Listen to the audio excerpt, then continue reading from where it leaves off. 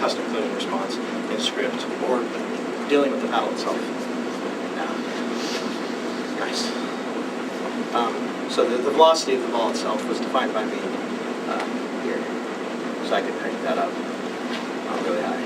But, so let me get into the next step to bring up.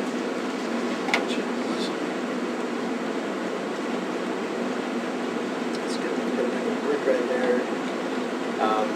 And this is where we want to start taking advantage of behaviors. So everything else is just physics systems, collision responses, built-in stuff in TGB. You don't really have to tweak, except parameters in the editors. Behaviors are just modularized scripts. So these, including existing ones, are scripts we've created that you can utilize. You can create your own scripts and utilize them in the editor just the same way. So these are actually scripts, not engine responses. So we'll take advantage of some of the game. Takes damage. And this script is designed saying how much health you have, how many lives you have, respawn time, and invincibility time. So the lives represent if I get destroyed once, will I respawn? In this case, you'll respawn 3 times. This is all just depending on how you develop your script. So in this case, this was designed for kind of multiple purposes. So the nice thing about behaviors is reusability of code. So in some cases, maybe I don't need respawning. I just needed to do it once.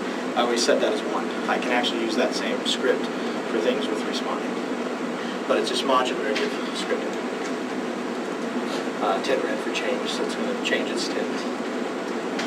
Its life is 100. Now I go to ball. Let's add behavior tint. Okay, behavior takes deals damage. Tell it how much damage to deal. 50. So it'll kill it for 2 hits roughly. Bleed on hit. No. It's projectiles. That may be what you want. It hits it, triggers the response, and it just disappears. There's like an explode effect too, which is another good one for projectiles. Explosion. Just do that. Now I do need to make sure I have some collision enabled for this object. Let's just see what happens by default. So you can add, so all the stuff you access in the editor, like accessing collision responses, you can put in your behaviors. So that depends. So in that behavior, it actually sets the appropriate collision responses. That is completely up to your workflow. If you want to control all the collision from the editor, or if you want to do it all in modular behaviors, so some designer just slaps them together and there you go. In this case, that's what we chose to do. So there I got a breakable break. Really big ball. Nice. Okay, so let's make it a little more interesting. Let's add some visual effects. Let's add an explosion. So can you like copy that for just how all the same behaviors that you do it, just copy each time? Yeah. Instead of redesigning it. So that's what I'll do next after I add the explosion effect. Because the explosion effect is going to make it 10 times more interesting. And particles, come on. So like, well, so if you have a lot of objects, if you want to bring to disappear after 2 hits and then you want another brick or something. Or like, you know, maybe like one brick, like when you break it, like an extra life thing comes out of it or something, or like there's a little objects. I mean, would you have to do it for each object and then place it on there? That kind of stuff. So yeah, this is a good question. So one aspect of it is how you decide to design it. You can design one Uber behavior that does all that. Again, it's just like check boxes, spawn a life, not spawn a life, or you can design that as 5 different behaviors. So all behaviors will receive events. So if you have an on-collision response, it gets sent to every single behavior. So you could have a drop a life on collide behavior and an explode on behavior, slap it onto your object.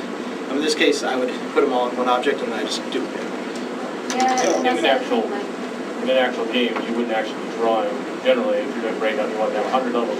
You wouldn't draw every 100 levels. You probably put them in programmatically, and then it would dynamically generate each level as you got. So like through a script, creating each of those objects and assigning the values on the database or something. So that's the other thing. So a lot of games and things in games are dynamic.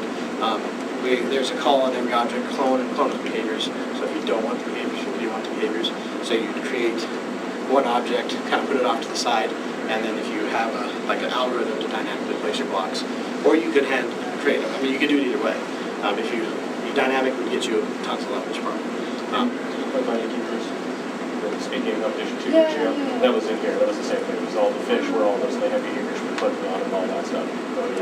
Every screen was dynamically created. Well, and that's what I was also wondering too, like, okay, you have like all these objects with behaviors, and you're using the same behavior, like how does, like what got me, like, how does that, you put the break, and then all the breaks affect it, like how does it just visual, like.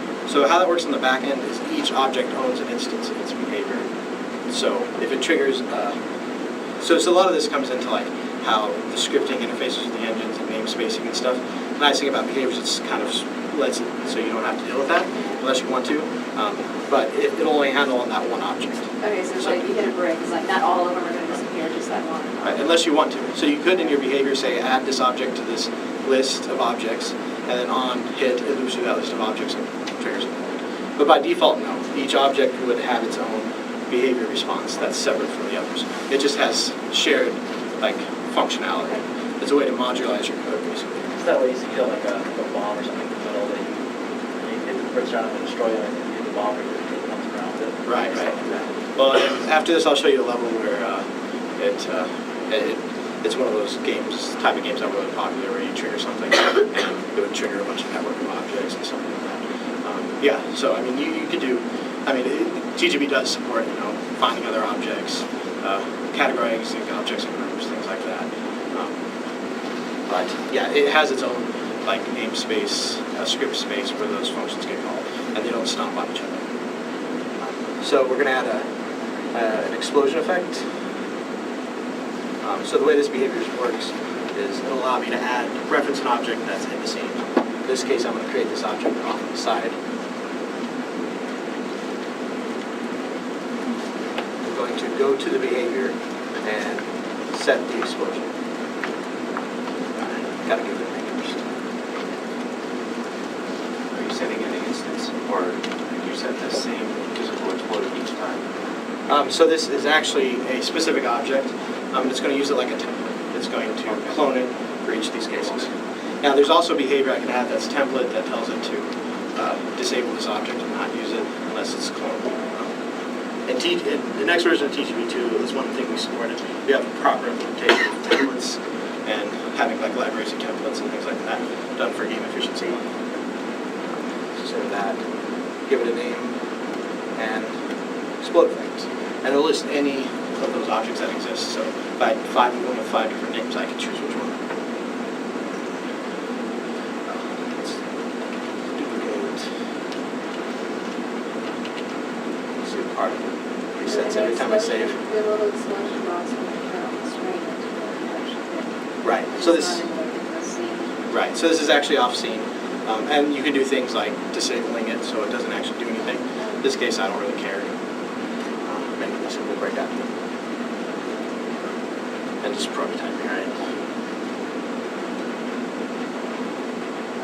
I got an explosion, and it's going to respawn a couple times,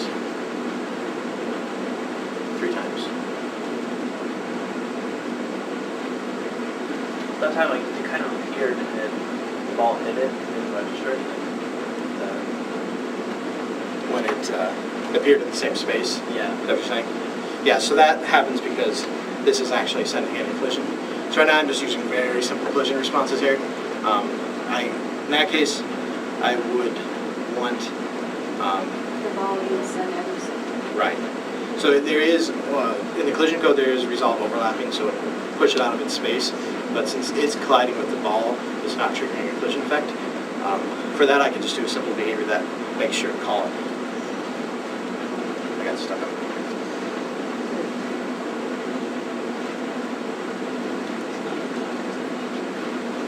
It's a definite feature. It's a feature. Now, so